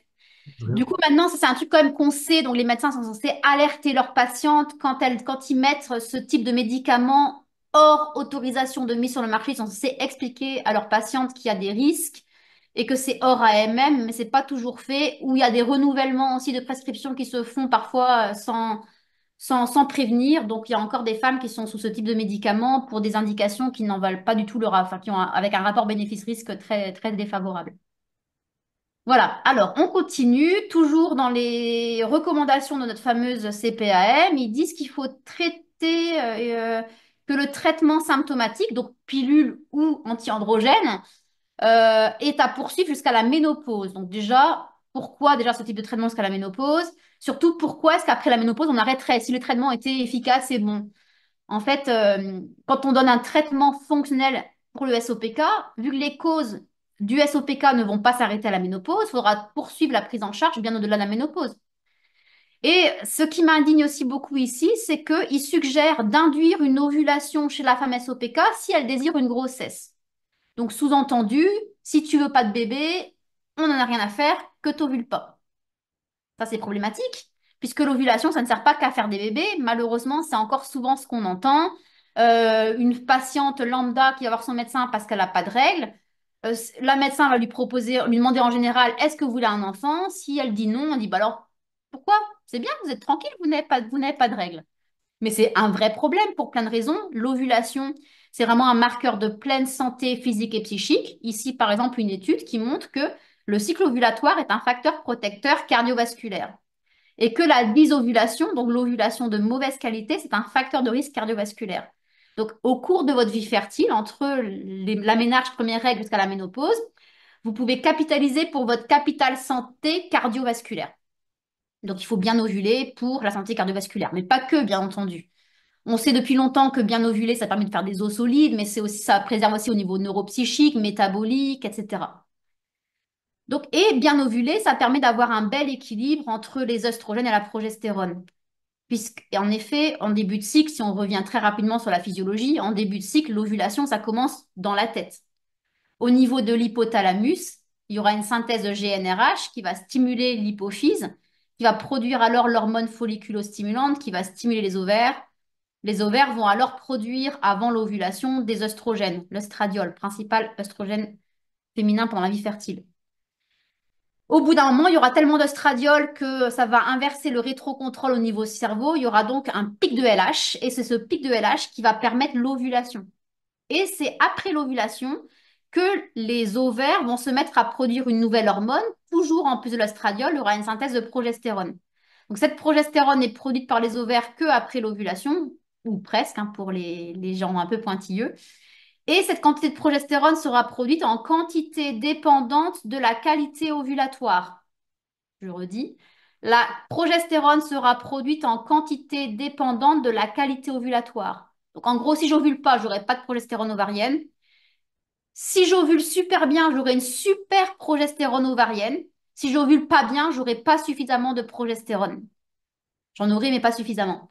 Pourquoi c'est important? C'est que l'œstradiol-progestérone, ce sont deux hormones qui agissent de manière opposée. Ils ont vraiment des actions contraires. Et elles doivent être bien équilibrées pour une pleine santé physique et psychique de la femme. Ce qui est bien connu, c'est que les œstrogènes vont stimuler la multiplication des cellules hormonodépendantes. Quand j'ai beaucoup d'œstrogènes, j'aurai une forte multiplication, prolifération des cellules hormonodépendantes, comme par exemple au niveau du sein, les cellules mammaires, ou au niveau de l'endomètre. Donc, si j'ai une forte imprégnation œstrogénique, j'aurai un endomètre épais, j'aurai des cellules qui vont se multiplier rapidement au niveau du sein. Et si j'ai une cellule mutée au niveau du sein et qui a beaucoup d'œstrogènes, elle va proliférer beaucoup plus vite. Tout va bien se passer dans le meilleur des mondes si j'ovule super bien. Parce que j'aurai plein de progestérone et cette progestérone, elle arrête cette prolifération cellulaire induite par les œstrogènes. Donc, quand on dit que les cancers hormonodépendants, c'est à cause de l'excès d'œstrogène, c'est une vision un peu simpliste des choses. Les cancers hormonodépendants voient leur fréquence augmenter quand il y a un déséquilibre hormonal, un déséquilibre entre l'imprégnation en œstrogène et l'imprégnation en progestérone. Et donc, une des causes des cancers hormonodépendants, c'est la dysovulation. Pas que, il y a aussi les perturbateurs endocriniens qui vont se rajouter à ce genre de problématique, par exemple, mais si on ovule très bien, le risque sera aussi largement diminué. Si j'ai un déséquilibre si j'ovule pas bien, du coup, j'ai un déséquilibre œstrogène et progestérone, j'ai une dominance œstrogénique, on vient de le dire, il y a une augmentation des risques de cancer hormonodépendant, mais pas que. Il y aura aussi des règles plus abondantes parce qu'on aura un endomètre plus épais. Donc, les règles abondantes ou douloureuses, c'est pas normal. Ce sont des signes cliniques qu'il faut écouter puisque ce sont les mêmes femmes qui sont à risque de cancer hormonodépendant. Ça se prend en charge. Il faut chercher la cause du problème. Il y aura des risques d'hypofertilité parce que, par exemple, les oestrogènes sont nécessaires à la maturation folliculaire et la progestérone est nécessaire à la nidation de l'embryon. Il y aura de la rétention d'eau puisque les oestrogènes ont tendance à avoir un effet antidiurétique alors que la progestérone a un effet diurétique. Donc, je gonfle avec les oestrogènes et je dégonfle avec la progestérone. Il faut un bon équilibre entre les deux. Les oestrogènes au niveau du cerveau auront tendance à être excitateurs. Alors, c'est génial. Une bonne imprégnation d'oestrogène, ça permet d'avoir une bonne dopamine, une bonne envie, libido, motivation, concentration, etc. Ça permet aussi de stimuler les récepteurs NMDA nécessaires à la cognition. C'est orthosympathique, donc ça permet d'être dans l'action. Mais par contre, si c'est en excès, ça rend vraiment anxieux. On devient un petit peu neuro-excité. Tout se passe bien dans le meilleur des mondes si, après cette phase d'imprégnation oestrogénique, fin de phase folliculaire, j'ai une bonne ovulation, parce que du coup, on aura la progestérone qui va tout contrebalancer ces effets, les moduler, les équilibrer. Puisqu'à l'inverse, la progestérone va être sérotoninergique, donc elle va permettre de lâcher prise, de prendre du recul, de poser les choses. C'est parasympathico-tonique, donc ça va permettre de récupérer, de se reposer. Et c'est anxiolytique surtout. Ça stimule les récepteurs GABA, c'est au même niveau que des récepteurs que fonctionne notre Xanax. Bref, bon, je ne vais pas tout vous décrire ça, mais vous l'avez compris, il faut un bon équilibre entre oestrogène et progestérone. Et donc, si j'ai trop d'androgène, je dysovule, j'ai moins de progestérone et la santé physique et psychique de la femme va être vraiment perturbée. Et bien sûr qu'en aucun cas, une pilule contraceptive ou un anti-androgène résout ces problèmes, bien sûr. Donc voilà, ce que je voulais vous faire passer comme message dans la prise en charge médicale, c'est que je peux comprendre qu'une femme cherche des solutions pour faire disparaître ses symptômes, mais c'est pas satisfaisant. Ces prises en charge médicales ne sont pas du tout fonctionnelles et vont rajouter d'autres facteurs de risque.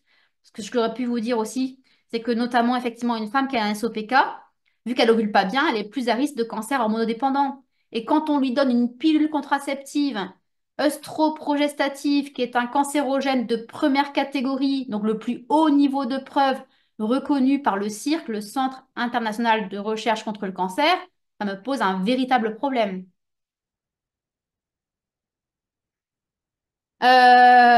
Donc alors, qu'est-ce qu'on peut faire? Parce que c'est bien beau de critiquer, mais est-ce qu'on peut proposer mieux?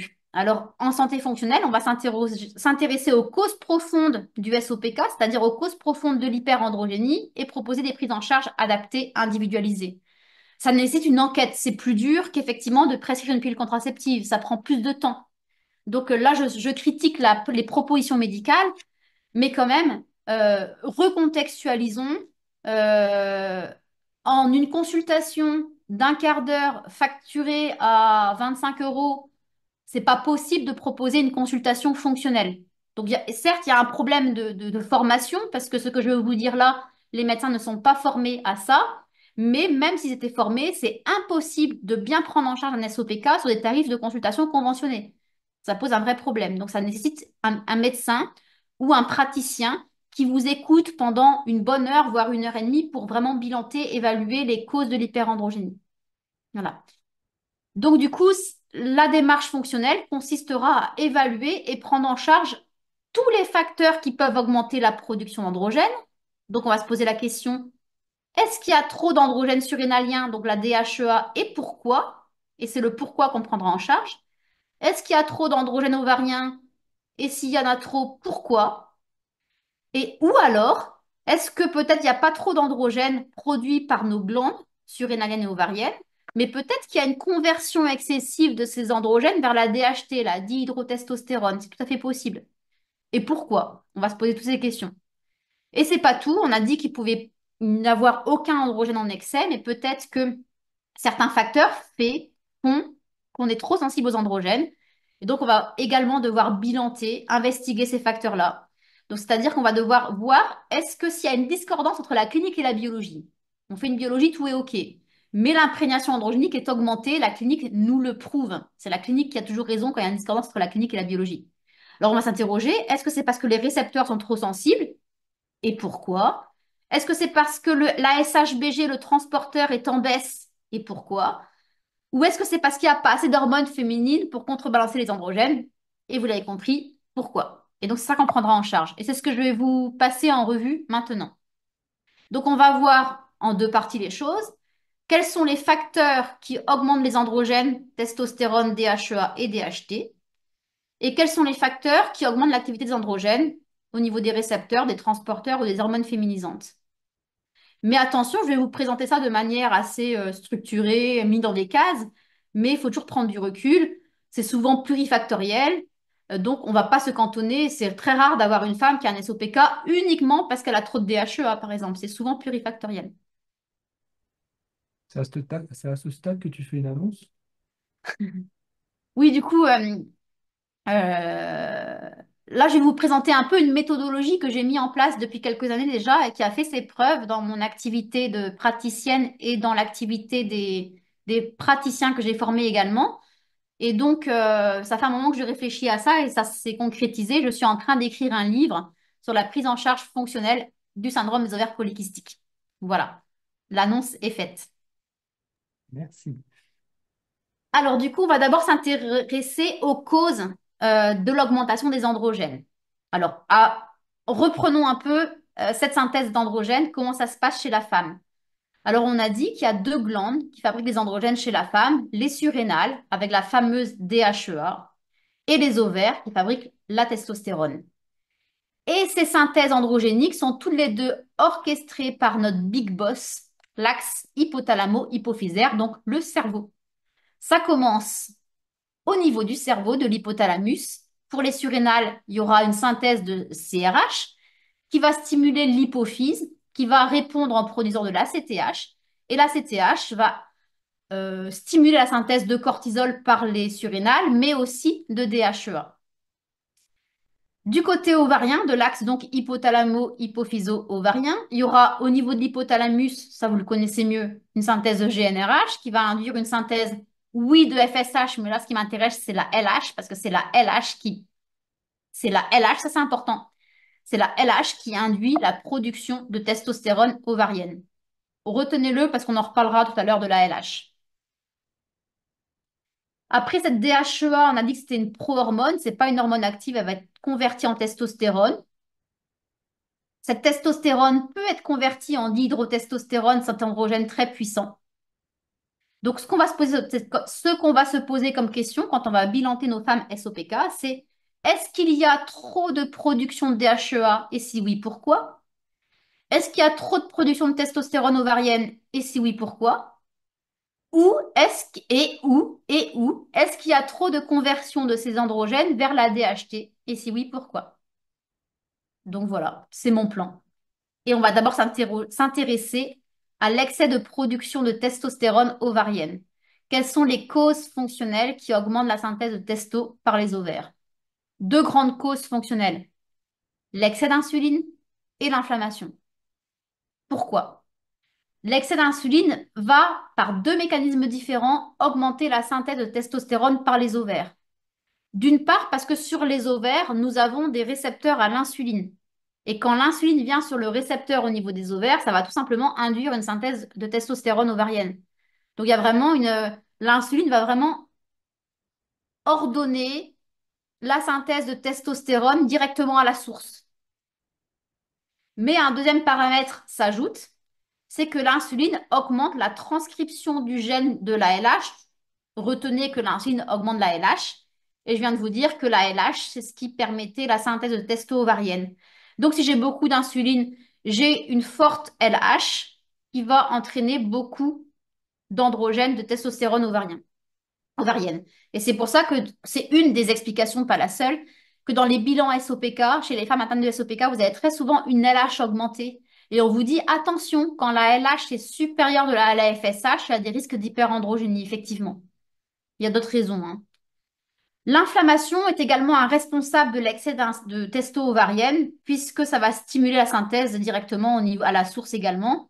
Et en plus, l'inflammation peut parfois occasionner de l'hyperinsulinisme.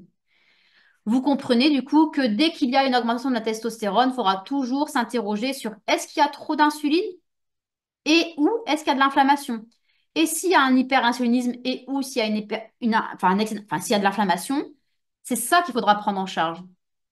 Ce sont les causes profondes. Alors du coup, si on répète, le SOPK, il y a une augmentation de l'imprégnation androgénique. À l'origine de l'augmentation de l'imprégnation androgénique, il peut y avoir un excès de synthèse de testo-ovarienne. À l'origine de l'excès de testo-ovarienne, il peut y avoir un excès d'insuline ou une inflammation. Et nous, on prendra en charge la cause profonde. Donc là, en l'occurrence, l'hyperinsulinisme, l'inflammation. Mais si vous êtes déjà formé en santé fonctionnelle, vous savez qu'on n'a pas un hyperinsulinisme et une inflammation pour rien. Ces problématiques, ces dysfonctions hyperinsulinisme-inflammation sont également la conséquence d'autres causes plus profondes. Peut-être que j'ai trop d'insuline parce que je mange trop de sucre, peut-être que je ne bouge pas assez, peut-être que j'ai une carence en zinc, en magnésium. Il y a une dysfonction mitochondriale, il y a plusieurs causes à cela qu'il faudra prendre en charge. Pareil pour l'inflammation. On peut avoir des déséquilibres en acides gras, on peut avoir une dysbiose de putréfaction, on peut avoir un manque de cortisol qui explique par exemple cette inflammation. Donc toujours remonter à la source du problème. Bien sûr, dans le cadre de ce webinaire, je ne peux pas aller jusqu'au bout de cette démarche. Deuxième androgène à investiguer, est-ce qu'il y a trop de DHEA? Et quelles pourraient en être les causes? Si vous voyez dans un bilan un excès de DHEA, on peut s'interroger sur les responsables. Le stress peut augmenter la DHEA. Alors, pas dans des stades de stress très avancés. Vous savez qu'au bout d'un moment, dans le burn-in, il y aura une chute de la DHEA. Mais avant ça, on aura effectivement une DHEA augmentée par la commande centrale surrénalienne. Deuxième cause d'augmentation de la DHEA, c'est l'excès de prolactine. En effet, la prolactine peut induire des dysovulations pour différentes causes, notamment parce qu'elle peut augmenter la DHEA surrénalienne. Donc, vous l'avez compris, si vous avez dans un bilan où il y a trop de DHEA, recherchez les causes de l'excès de DHEA, recherchez éventuellement un stress et une hyperprolactinémie. Et ce qu'on prendra en charge, ce seront ces dysfonctions-là à l'origine de l'excès de DHEA. Ou plus exactement, les causes du stress et les causes de l'hyperprolactinémie que vous irez rechercher, les causes fonctionnelles. Alors attention, hein, s'il y a une hyperprolactinémie, il faut d'abord éliminer les causes médicales, hein. Est-ce qu'il y a un adénome hypophysaire? Est-ce qu'il y a des médicaments qui font monter la prolactine? Est-ce que le bilan a été bien fait? Ça, c'est le job du médecin, hein. Troisième chose à rechercher, l'excès de DHT. Alors, on ne va pas faire doser le DHT, hein, vous savez, c'est l'androstène glucuronique, je l'ai évoqué tout à l'heure. Euh, Et donc, s'il y a trop de DHT, on va s'interroger sur qu'est-ce qui fait que la testostérone se convertit excessivement en DHT. On l'a vu, effectivement, la DHT est produite à partir de la testostérone par une enzyme qui s'appelle la 5-alpha-réductase. On sait que la DHT est beaucoup plus puissante que la testostérone, donc c'est vraiment problématique dans le SOPK. Et on connaît certains facteurs fonctionnels qui entraînent une hyperactivation de la 5-alpha-réductase. Parmi ces causes, le manque de zinc. Un manque de zinc va augmenter la DHT en rendant la 5-alpha-réductase hyperactive. Un manque de progestérone peut également activer cette enzyme. Donc, entendez par là, dès que je dis manque de progestérone, c'est la dysovulation. Si je manque de progestérone, c'est parce que j'ovule pas bien. Donc, toutes les causes de dysovulation sont des causes potentielles d'excès de DHT. Troisième cause, l'excès de prolactine. L'hyperprolactinémie va aussi activer la 5-alpha-réductase. Et on avait vu qu'en plus, la prolactine augmentait la DHEA surrénalienne. Donc, en fait, souvent, une dysfonction entraîne le bordel par plusieurs mécanismes différents. Donc, dans ces cas-là, c'est ça qu'il faudra prendre en charge, le manque de zinc, la dysovulation, ou plus exactement la cause de la dysovulation ou les causes, et l'excès de prolactine. Donc, ça, c'était pour l'excès quantitatif d'hyperandrogénie, donc l'hyperandrogénie. On a dit que à l'origine de l'augmentation de l'imprégnation androgénique, il pouvait y avoir soit une augmentation de la quantité des androgènes, soit une augmentation de leur activité, ou les deux. Et donc, qu'est-ce qui pourrait augmenter l'activité des androgènes? Première cause d'augmentation de l'activité des androgènes, c'est les récepteurs qui sont trop sensibles.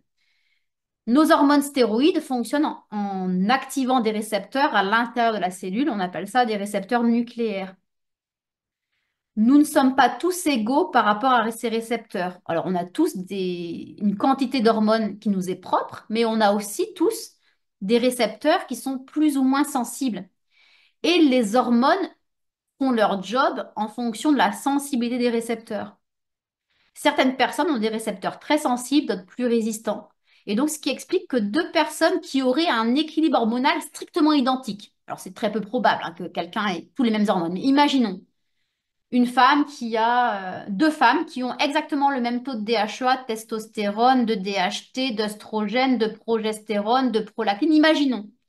Ben, peut-être qu'elles auraient quand même une clinique très différente qui occasionnerait chez elles, chez une, un SOPK et chez l'autre, avec ce même équilibre hormonal, une wonder ovulation. Imaginons. C'est possible. Ce qui fait la différence entre ces deux femmes, c'est la sensibilité des récepteurs aux androgènes. Peut-être que celle qui a un SOPK, elle a des récepteurs hypersensibles. Quelles seraient les causes de cela? Eh bien, l'inflammation. L'inflammation rend les récepteurs à la testo supersensibles. En plus, double peine, ça rend les récepteurs à la progestérone résistants. Et la progestérone, c'est vraiment un grand modulateur androgénique. Deuxième cause d'hypersensibilité des récepteurs aux androgènes, c'est le manque de progestérone. La progestérone va moduler la sensibilité des récepteurs aux androgènes. Donc, si j'ovule pas bien, j'aurai peu de progestérone et j'aurai mes récepteurs aux androgènes qui vont devenir super actifs. Donc, avec une quantité normale, voire basse d'androgènes, je peux avoir un SOPK. Donc, de la même manière, on va investiguer l'inflammation, investiguer la dysovulation et les prendre en charge pour restaurer une sensibilité normale des récepteurs aux androgènes. Deuxième paramètre qui augmente l'activité des androgènes sans forcément qu'il y ait trop d'androgènes, c'est la baisse des transporteurs des androgènes. Alors à quoi je fais référence? Ici en rose, le petit losange, c'est la testo. La testo va rentrer dans la cellule et elle va faire son job au niveau des récepteurs, c'est ce qu'on est en train de voir. Mais en fait, dans le sang, la testo, comme toutes les hormones, toutes les autres hormones stéroïdes, ne circulent pas librement. Ce sont des hormones qui sont transportées par des transporteurs, puisque ce sont des hormones qui sont liposolubles. Elles sont fabriquées à partir du cholestérol et comme toutes les hormones stéroïdes fabriquées à partir du cholestérol, elles ne sont pas solubles dans l'eau ni dans le sang du coup. Donc il faut des transporteurs pour les acheminer partout dans le corps. Et on a tous aussi un taux de transporteur qui nous est propre. Le transporteur de la testo, c'est la SHBG, la Sex Hormone Binding Globulin. Et effectivement, chez les femmes SOPK, on a très souvent une baisse de la SHBG. Vous voyez ici deux femmes qui ont la même quantité d'hormones, il y a la même quantité de petits losanges roses, même quantité d'androgènes, mais celle-ci a beaucoup moins de SHBG que l'autre. Et bien, cette deuxième patiente qui a moins de transporteurs SHBG, elle sera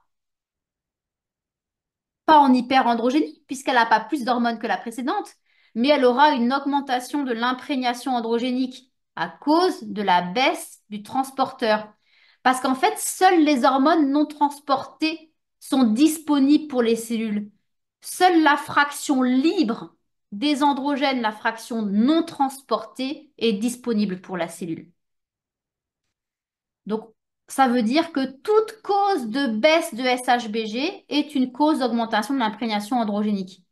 Donc, ce qui m'intéresse, vous commencez à comprendre le raisonnement. Maintenant, je pense que vous anticipez les questions. Ce qui m'intéresse, c'est qu'est-ce qui occasionne une baisse de SHBG? Parmi les responsables, ah tiens, on retrouve encore l'hyperinsulinisme. Cette fameuse insuline qui augmentait déjà la synthèse de testo ovarienne.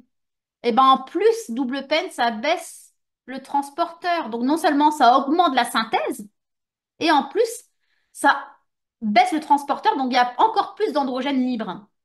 Deuxième cause, ah tiens, encore un qu'on a déjà parlé, l'hypothyroïdie.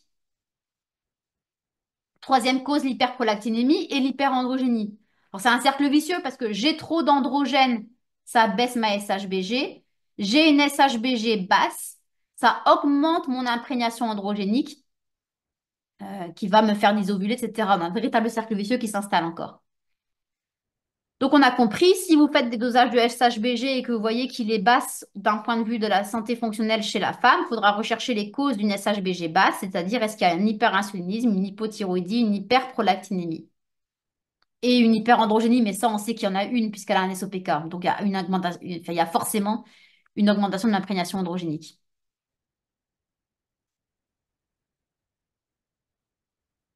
Alors, dernier point qui augmente l'activité des androgènes, c'est la baisse des hormones féminines. Donc effectivement, il existe, comme on a déjà parlé tout à l'heure, de l'équilibre œstroprogestéronique, l'équilibre entre les oestrogènes et la progestérone. En fait, il existe plein d'équilibres hormonaux, et notamment l'équilibre entre les androgènes et les œstrogènes. Donc les hormones n'agissent pas seules, ils agissent en équilibre avec des hormones qui se modulent, qui se potentialisent, etc. Et effectivement, les androgènes sont contrebalancés par les œstrogènes. Donc si je manque d'œstrogènes, mes androgènes, même s'ils ne sont pas excessifs, vont prendre la dominance. Et j'aurai donc une augmentation d'imprégnation androgénique par manque d'œstrogènes. Et qu'est-ce qu'on fait souvent, ces femmes-là? Vous voyez une femme qui a de l'acné, un SOPK, et on se dit, bah, on va baisser ses androgènes. Donc, on va lui donner des plantes pour baisser les androgènes, par exemple du palménane, l'orthyracine, par exemple. C'est efficace, ça baisse les androgènes. Mais non, en fait, elle a besoin de ces androgènes. Si elle n'en a pas assez, il faut les lui laisser. Ce qu'il faut faire dans ces cas-là, c'est augmenter ces oestrogènes. C'est travailler sur l'origine du problème.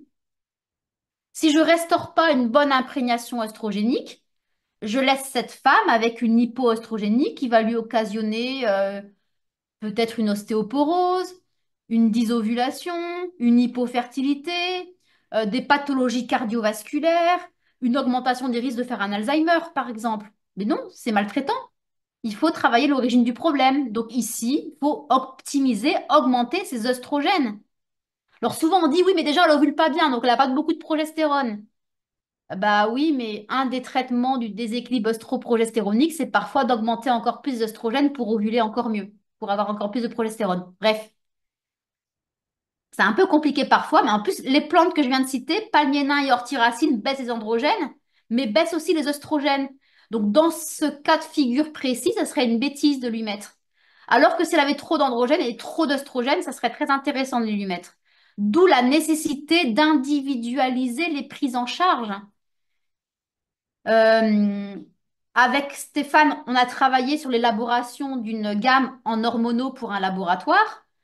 Et bah, quand Steph m'a appelé pour me demander si j'étais OK de fabriquer une gamme hormonaux pour la femme, je leur ai dit oui à deux conditions et je pensais qu'ils allaient m'envoyer bouler. Je leur ai dit oui à condition qu'on fasse pas de compléments passe-partout, mais on fasse des compléments adaptés, individualisés à chaque cause de problème. Ce qui sous-entend hein, qu'il y aura plein de compléments et que le laboratoire va se mettre beaucoup moins les poches quand même, c'est plus compliqué. Et ça sous-entend aussi de devoir former les prescripteurs de ces compléments. Et la deuxième condition, c'était qu'on parle de l'observation du cycle. Et donc, je me suis dit, bon, ils vont m'envoyer bouler. Et ils m'ont dit, on adore l'idée. Allez, feu, on y va. Donc, on est parti sur un brainstorming hebdomadaire pendant pas mal de temps. Et puis, on a sorti cette gamme hormonaux, hein, Steph, donc qui fonctionne bien. Et Oui, effectivement, tout à fait. Super beau boulot. mm. Et du coup, on a fait une petite tournée française justement pour expliquer en France et en Belgique pour expliquer un peu comment recommander ces produits parce que c'est quand même un truc un petit peu complexe. Bon, je pensais pas parler de ça, mais c'est vrai que le sujet il vient par rapport au palména orthyracine. Souvent, c'est des plantes qui sont dans tous les compléments SOPK. Hein, tu auras des complexes SOPK que je ne voulais surtout pas faire justement parce que ce sera jamais spécifique, ce sera jamais individualisé au type de problématique de la femme. Si elle a pas assez d'œstrogène, c'est une connerie. Et la plupart des femmes SOPK ont trop peu d'œstrogène. Bon, c'est un peu compliqué parce qu'elles ont peu d'œstrogènes, mais elles ont des œstrogènes sur une longue période parce que leur phase folliculaire est longue. Donc elles ont peut-être une hyperœstrogénie par notion de temps, parce qu'elles mettent longtemps à ovuler, donc longtemps avant d'avoir de la progestérone. Mais par contre, elles ont un taux basal d'œstrogène faible. Donc si on leur diminue, elles vont encore moins bien ovuler. Donc elles auront une phase folliculaire, donc un cycle encore plus long. Donc elles auront encore moins de progestérone. Vous voyez les bêtises qu'on peut faire en donnant des compléments passe-partout. Voilà. Donc, ce qu'on va faire pour cette patiente, c'est chercher les causes. Pourquoi est-ce qu'elle manque d'œstrogène et les prendre en charge? Donc, elle peut manquer d'œstrogène parce que peut-être qu'elle n'a pas son kit de démarrage indispensable pour fabriquer des hormones stéroïdes. Pour toute hormone stéroïde, quelle qu'elle soit, que ce soit œstrogène, progestérone, testostérone, etc., cortisol, il faut toujours quatre outils indispensables. Il faut la brique constructrice de tous les stéroïdes, suffisamment de cholestérol. Et on voit beaucoup de femmes qui ont une hypocholestérolémie, ou d'hommes aussi d'ailleurs, hein. C'est un véritable problème. Et à cette chasse au cholestérol qui est faite depuis des décennies, qui augmente encore plus ces problèmes. Deuxième cause, c'est l'hypothyroïdie. Pour faire rentrer le cholestérol dans le lieu de synthèse des stéroïdes, il faut des hormones thyroïdiennes actives. Troisième cause, c'est la dysfonction mitochondriale, parce que la mitochondrie, c'est le lieu de synthèse des hormones stéroïdes. Et troisième outil, c'est le fer. Il faut suffisamment de fer pour pouvoir activer tous les enzymes de la stéroïdogénèse, qui sont pour la plupart d'entre elles des cytochromes fer dépendants. Alors, il faut le kit de démarrage pour faire des oestrogènes, mais il faut aussi que le cerveau soit OK.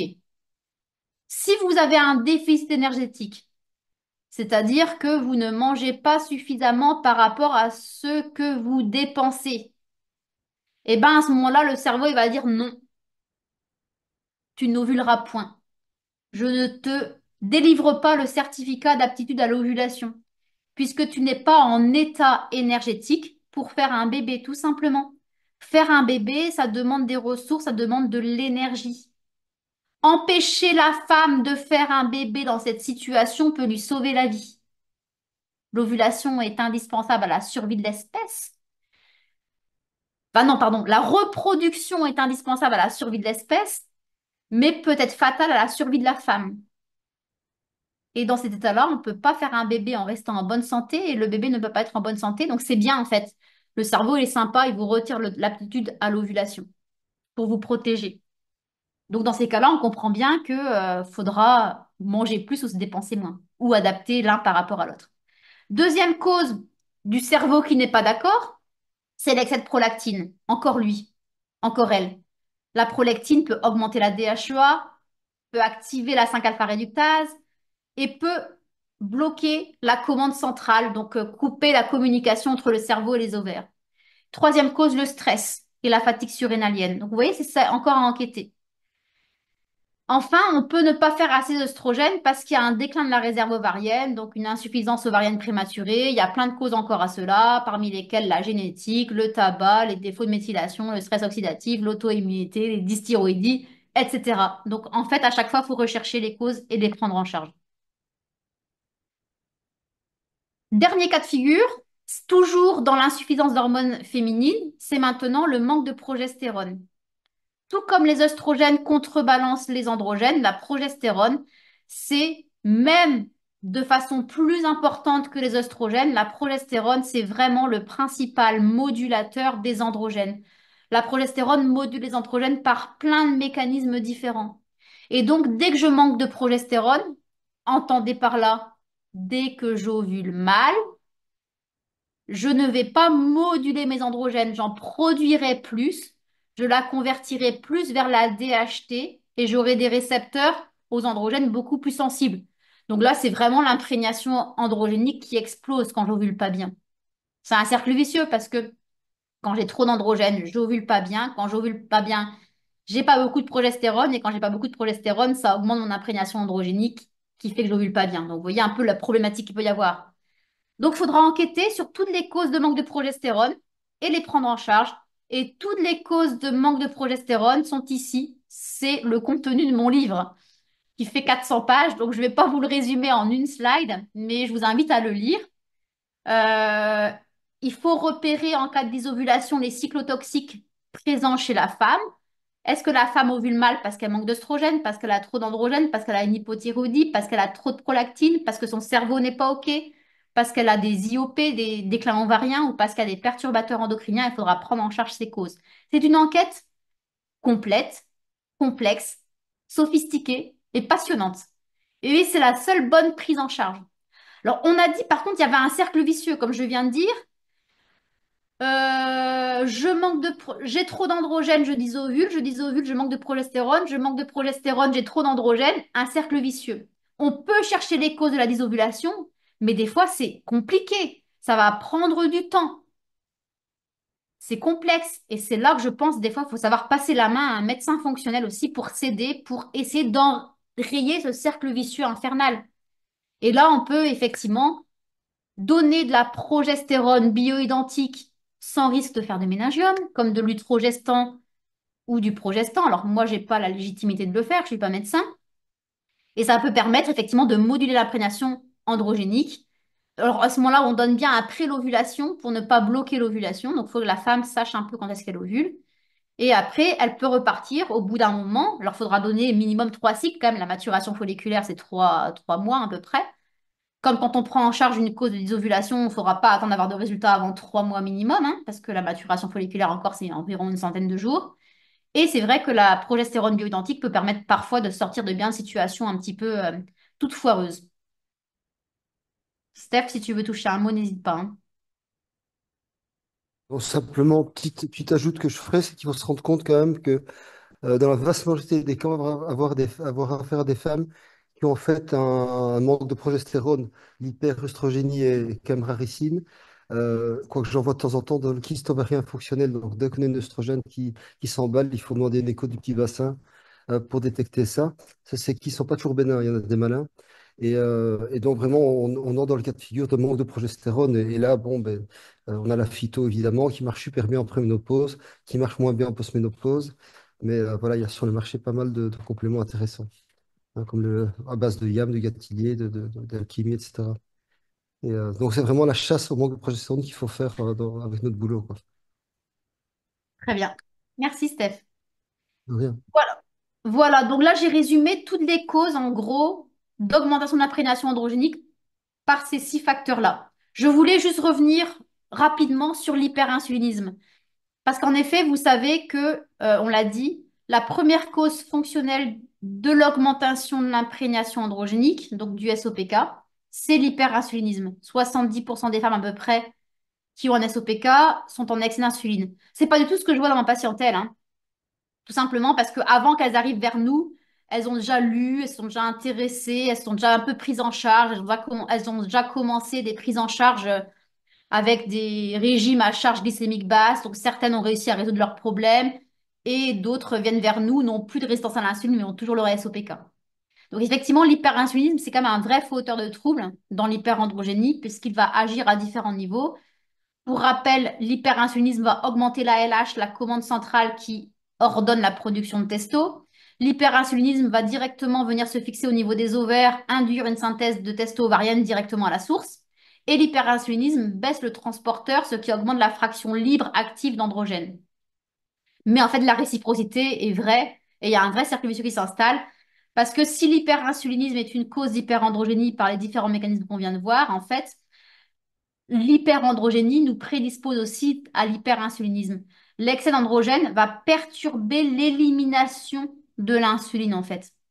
Donc, ces femmes qui sont en hyperandrogénie sont souvent en hyperinsulinisme et donc en résistance à la perte de poids. C'est pour ça que je vous ai dit que c'est parfois très compliqué pour les femmes SOPK de perdre du poids et c'est parfois insupportable pour elles d'entendre tout le monde leur dire bah, c'est pas compliqué, t'as qu'à perdre du poids. Oui, mais en fait, il y en a qui ne mangent pas beaucoup. En plus, derrière, on a vu, elles ont parfois une hypothyroïdie qui explique l'hyperinsulinisme. Et donc, des fois, en donnant des régimes sans réfléchir, sans raisonner, on peut les mettre dans une situation encore pire parce qu'elles peuvent encore, par exemple, accentuer leur hypothyroïdie. Alors attention aussi, puisqu'on entend tout le temps parler, hein, la prise en charge du SOPK fonctionnel est très mal connue, mais quand on connaît un tout petit peu la prise en charge fonctionnelle du SOPK, souvent ce qu'on retient, c'est l'hyperinsulinisme. C'est ce qu'on entend quand même le plus souvent. Tout le monde en santé fonctionnelle sait que l'hyperinsulinisme occasionne des SOPK. Donc, par contre, attention, l'insulinorésistance est possible sans surpoids et est souvent rencontrée sans surpoids chez la femme SOPK. L'hyperinsulinisme sans surpoids est rare dans la population générale, mais est relativement fréquente dans la population SOPK.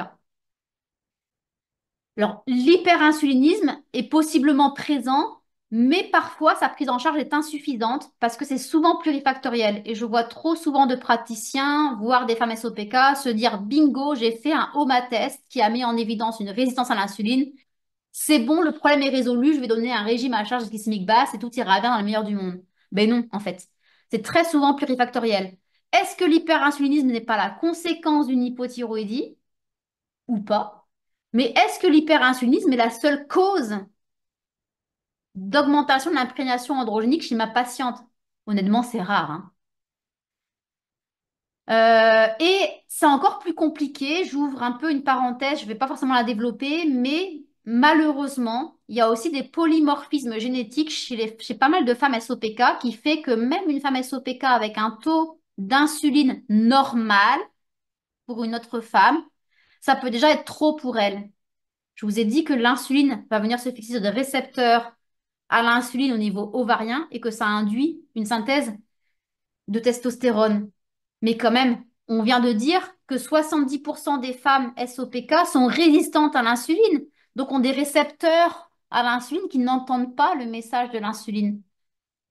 Et pourtant, malgré tout, il y a un maintien de la sensibilité des récepteurs à l'insuline au niveau des ovaires, voire une hypersensibilité des récepteurs à l'insuline au niveau des ovaires, ce qui fait qu'avec un taux d'insuline normal, ça peut déjà être trop pour elle. Ça peut déjà induire une synthèse de testostérone ovarienne excessive avec un taux normal d'insuline. Donc, il faut être plus exigeant sur les taux d'insuline, sur les HOMA-tests chez les femmes en SOPK. On ne va pas se satisfaire d'un SOPK inférieur à 2. il faut un SOPK inférieur à 1,5. Mais attention aussi de ne pas basculer dans des extrêmes. Un OMA, tu m'as dit un SOPK inférieur à 2. Ah, Un pardon, OMA. Un OMA. c'est la seule boulette que j'ai dit depuis tout à l'heure. Presque, je crois. C'est Enfin, dingue. celle qui m'interpelle en tout cas. Ah ouais, ouais, c'est fou ça. Parce que généralement, je bug beaucoup quand même, donc c'est pas mal. Bien, merci. Du coup, effectivement, il faudra plutôt essayer d'abaisser les taux d'insuline, mais sans aller dans l'excès. Je me rappelle une patiente qui vient me voir, elle avait eu un diagnostic SOPK. Elle était médecin et je fais son bilan. Et quand j'ai fait son bilan, en fait, elle avait une LH effondrée. Quand elle a eu son diagnostic SOPK, je ne sais pas si c'était un bon diagnostic SOPK ou pas. On peut s'interroger. Est-ce qu'elle avait vraiment ou pas un SOPK? J'en sais rien. Mais toujours est-il que quand elle a eu son diagnostic, elle s'est mise à faire un régime à charge glycémique basse parce qu'elle avait vu qu'effectivement, c'est ce qui marchait souvent dans le SOPK. Donc, elle avait baissé ses apports caloriques, elle avait baissé ses charges glycémiques et en fait, elle s'était mise en déficit énergétique. Et du coup, à cause du régime qu'elle suivait pour son SOPK, elle avait induit une anovulation ou une dysovulation d'origine centrale. C'était pas une anovulation, c'était une dysovulation d'origine centrale. Donc moi, le jour où je l'ai vue, il n'y avait pas trop d'androgène, mais par contre, il y avait une dysovulation d'origine centrale. Donc il y avait une hyperandrogénie relative parce qu'elle n'avait plus d'hormones sexuelles féminines. Son cerveau disait non, tu n'ovuleras pas. Connexion coupée entre la tête et les ovaires, donc baisse des oestrogènes, baisse de la progestérone. Donc, dominance androgénique avec une inhibition centrale. Donc, son régime qui était censé la protéger du SOPK a aggravé sa dysovulation, en tout cas. Voilà. Donc, c'est vraiment intéressant d'enquêter sur tous les paramètres et pas de se cantonner justement uniquement à un paramètre. La démarche fonctionnelle qu'on propose dans la prise en charge SOPK, vous l'avez compris, nous, ce qui nous intéresse, c'est de traiter l'origine du problème. Rappelons que les causes fonctionnelles du SOPK sont plurifactorielles et propres à chaque femme. Et donc, on ne prendra pas en charge un SOPK, mais bien une femme atteinte d'un SOPK, ce qui est extrêmement différent. Donc, on va bilanter, on va investiguer, on va enquêter sur les causes fonctionnelles profondes. Et c'est ça qu'on prendra en charge. C'est ça la prise en charge fonctionnelle. Merci beaucoup pour votre écoute, pour votre patience, parce que j'ai pas du tout respecté, j'ai été très dure sur mon timing. Et puis, vous êtes quand même encore là à 287. Merci. Merci beaucoup, Léna. Merci, c'était chouette. C'était un peu ambitieux de t'imaginer traiter le SOPK en 1 heure. Déjà, tu as dû beaucoup te comprimer. Voilà, petit mot de la fin, Léna, ou Steph aussi, peut-être un petit mot.